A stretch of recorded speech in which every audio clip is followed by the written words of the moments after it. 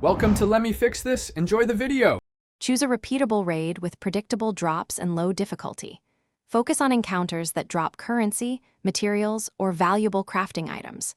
Bring a fast team of 3 at or above level 30 for consistent speed.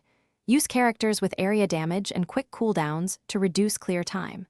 Plan for 10-minute sessions and monitor stamina costs like 50 per run so you can track efficiency. Set a clear stop condition based on time, materials gained, or stamina remaining. Track average loot per hour to decide when to farm. Use area damage and cooldown reduction to speed clears and increase throughput.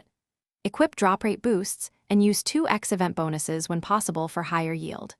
Rotate characters to prevent cooldown downtime during 10-minute runs and maintain high clear consistency. Replace niche builds with fast clear sets even if DPS slightly drops. Prioritize skills that hit multiple targets or apply guaranteed crit effects. Keep one utility character for revive mechanics to avoid long wait times after wipes. Set a fixed session length like 60 minutes and record total loot to measure efficiency. Automate retries if the game supports it to maximize uptime and reduce manual interruptions. Bank or salvage duplicates immediately to free inventory space and avoid wasted drops. Schedule short breaks every 10 to 15 runs to check team durability and cooldown refreshes.